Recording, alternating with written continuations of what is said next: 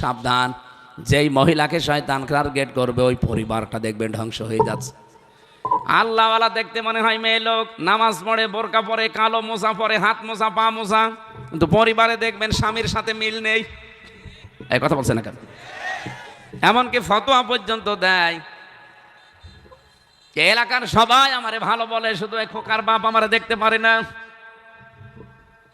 তোর এলাকার সবাই ভালো বলার দরকার কি? খোকার বাপ যদি ভালো বলে তাহলে তুই ভালো। আমি যুবক মানুষের জন্য আমার বিরুদ্ধে এখন মেয়েদের করা লাগাবে। গফুর সাহেবের তো যৌবন নেই, ওনার যদি এখন বলা হয় যে মেয়ে লোক নিয়ে, কেউ বিশ্বাসও করবে না, ওনার অন্য কিছু শয়তান লাগাবে। আল্লাহ বলেন এই পৃথিবীতে শয়তানের চক্রান্ত তো দুর্বল, মেয়েদের চক্রান্ত এত ভয়ঙ্কর। মেয়ে লোক যদি শয়তান দখল করে, আপনি জান্নাতের ভেতরে দেখেন শয়তান শুধু ধোঁকা দিয়ে বোকা বানিয়ে কি আরম্ভ করেছিল। হযরত আদম আলাইহিস সালাম তো বাইরে জান্নাতের অন্য জায়গায় ঘোরাফেরা করছিলেন, শয়তান ঠিক জান্নাতের মেন গেটে দাঁড়িয়ে করুণ সুরে কাঁদছিল আর নসিহত করছিল। হযরত হাওয়া আলাইহিস সালাম আসলেন, জান্নাতের মেন গেটের কাছে দেখলেন একজন মুরব্বী মানুষ কাঁদে। কাঁদেন কেন? আমি আমার জন্য না, তোমাদের জন্য কাঁদছি। আমাদের আবার কি, আমরা তো ভালোই আছি। বলছে না, গোপন সংবাদ আমার কাছে আছে। ভালো তো আছো, কিন্তু ভালো থাকতে দেবে না তোমাদের। আমি শুনলাম নাকি এখান থেকে তোমাদের পাঠিয়ে দেবে আর এক জায়গায়। হযরতে হাওয়া আলাইহিস সালাম চিন্তা করেছিলেন ওই দিন, এটা তাফসিরে ফি জিলালিল কোরআনে আছে, এত বড় শান্তির জায়গায় থাকতে পারবো না, কে বাধা দেয় গো দেখি। শয়তান তখন কান্নার সুরে সুরে বলছিল, আমি গোপনে সংবাদ পেয়েছি ওই যে গাছের কাছে যাওয়া নিষেধ। হ্যাঁ নিষেধ। ওই গাছের কাছে যদি যেতে পারো আর ফল যদি খেতে পারো তাহলে চিরস্থায়ী হয়ে যাবে। আও তাকুনা মালাকাইনি আও তাকুনা মিনাল খালিদিন, হয় ফেরেশতা হয়ে যাবা, না চিরদিন এখানে থাকতে পারবা, কেউ তোমাদের আর নামিয়ে দিতে পারবে না। মেয়েদের ভেতরে স্বভাবটাই এই, ওরা যদি কোনো কাজে একবার শান্তি পায়, জীবন চলে গেলে ওই কাজ তারা ছাড়তে চায় না। এটা অভ্যাস ওদের। ওরা যদি পরকীয়া প্রেমে একবার শান্তি পায়, আপনি মাথায় খেটে মেরেও আটকাতে পারবেন না। দেখবেন 4-5টা ছেলে মেয়ে রেখে আল্লাহ রাস্তায় চলে গেছে। এই কথা বলছেন না কেন? যায় না, এরকম যায় না। শয়তান যদি ওদের কোনো কাজে একবার শান্তি দিতে পারে, আপনি যতই ওয়াজ নসিহত করেন, বলবেন থাক পরে তওবা করে নেব। হযরতে হাওয়াকে যেহেতু টার্গেট করেছে, হযরতে হাওয়া তো মনে করছে কি এই শান্তির জায়গায় থাকতে পারবো না, মানে এত বড় শান্তির চেয়ারে যদি থাকতে না পারি, এই থেকে যা করা লাগে আমি তাই করব। আমার মনে হয় ওনাদের মতো একজন ছিল, তাকেও শয়তান দখল করেছিল, খাদি লোভ দেখাতো চেয়ার কিন্তু হারাবা আমাদের কথা না শুনলে। এই জন্য মহিলা সব সময় ওদের অনুগত ছিল। এদিকে দেশ বিক্রি হয়ে যাচ্ছে, যাক সব চলে যাক, অসুবিধা নেই, আমার চেয়ারে যে শান্তি আমি পেয়েছি, জীবন চলে গেলে ওই চেয়ার ছাড়া যাবে না। শয়তান মেয়েদের টার্গেট করলে এইভাবেই করে। এখনো কিয়ামত পর্যন্ত যেহেতু শয়তান মেয়েদেরকে টার্গেট করবে, এই জন্য মেয়েদেরকে বলছি সাবধান, যেই মহিলাকে শয়তান টার্গেট করবে ওই পরিবারটা দেখবেন ধ্বংস হয়ে যাচ্ছে। আল্লাহওয়ালা দেখতে মনে হয় মেয়ে লোক, নামাজ পড়ে, বোরকা পরে, কালো মোজা পরে, হাত মোজা, পা মোজা, কিন্তু পরিবারে দেখবেন স্বামীর সাথে মিল নেই। এই কথা বলছে না কেন? এমনকি ফতোয়া পর্যন্ত দেয়, এলাকার সবাই আমারে ভালো বলে, শুধু এই খোকার বাপ আমারে দেখতে পারে না। তোর এলাকার সবাই ভালো বলার দরকার কি? খোকার বাপ যদি ভালো বলে তাহলে তুই ভালো। বলে সবাই আমারে দেখতে পারে, শুধু খোকার বাপ আমারে দেখতে পারে না। খোকার বাপ দেখতে পারে না কেন?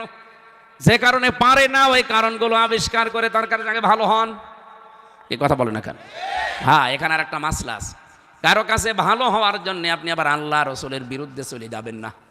লা তাআতা লি মাখলুকিন ইল্লা বিমাসিয়াতিল খালিক।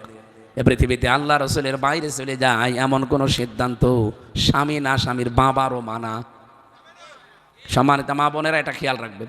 অবশ্যই স্বামীর খেদমত করা আপনার হক এবং স্বামীর কথা মানা হক, কিন্তু এমন কথা মানা যাবে না যে কথা মানতে গেলে আপনার আখিরাত নষ্ট হয়ে যায়। এটা কি নাম ধরে ধরে বলা লাগবে?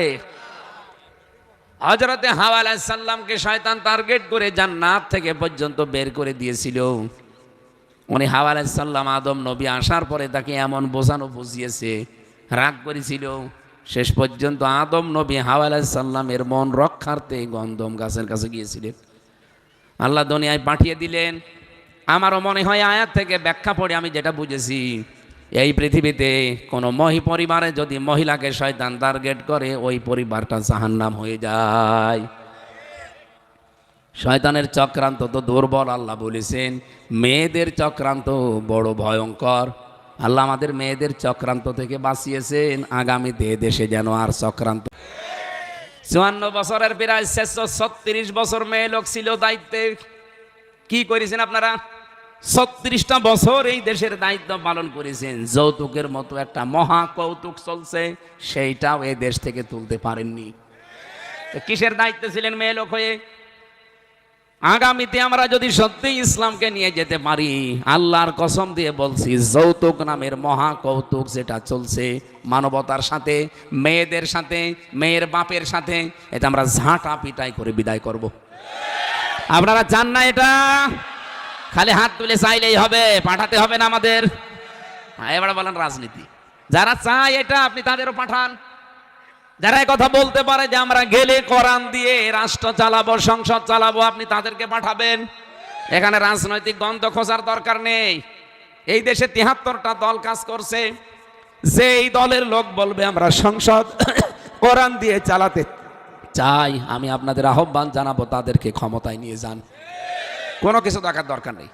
কিন্তু যারা বলে আমরা শরিয়া আইন, কোরআনের আইন বিশ্বাসই করি না, তারা গেলে চালাবে। এখানে আবার কি বলা লাগবে? এখানে কোন ধান্দাবাজি আছে, কোন ধাপ্পাবাজি আছে, কোন কোন চাপাবাজি আছে বলেন? এত ওপেন কথা। আপনি আজকেই বলেন যে আমরাও কোরআন দিয়ে সংসদ চালাবো, আল্লাহর কসম আমি আপনার পক্ষে এখনই কাজ করব। আপনি তো বলেন না। যারা বলে আমি তো তাদের সাথে আছি। এরাও যদি না বলতো, এরাও যদি বলতো যে না কোরআন দিয়ে আমরা সংসদ চালাবো না, বাংলাদেশ চলবে না, আল্লাহর কসম আমি ওদের সাথেও থাকতাম না। দরকার হয় নিজে নিজে দল করতাম। আমি চাই এই দেশটা কোরআন দিয়ে চলুক। আপনি কারা কারা চান দেখি? লিল্লাহে তাকবীর। এই দেখেন তো হাত তোলেনি কে? ওই যে একজন তোলেন, ওই যে চাদরওয়ালা। হ্যাঁ, হাত বের করতে চাচ্ছে না, তোলে হাত তোলে। ঠিক আছে, আলহামদুলিল্লাহ, আলহামদুলিল্লাহ ভাই, মাহফিল সাকসেস। এইরকম মানুষ যদি পুরা মিরপুর থানা 10 জায়গায় হাত তোলে, এই মিরপুর আমার মনে হয় বাংলাদেশের ভিতরে ফার্স্ট হবে। তো এটা তো শুধু সামিয়ানার নিচে, বাইরে গেলে বিড়ি আর চা সব ভুলে যাবে।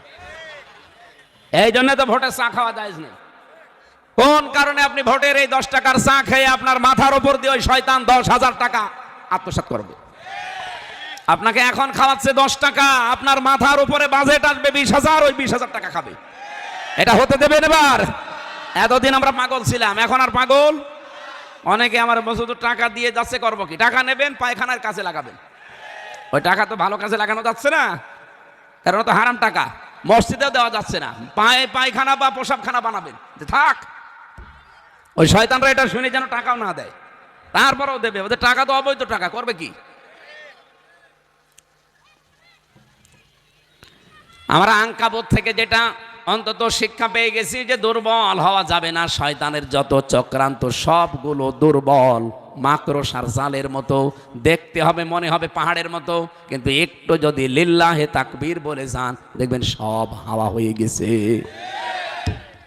আমরা এখান থেকে মাত্র একটা আয়াত পড়লাম, 40 নম্বর আয়াত। আমার আলোচনার বিষয় মনে আছে? কোন অপরাধের কোন শাস্তি আল্লাহ দুনিয়ায় না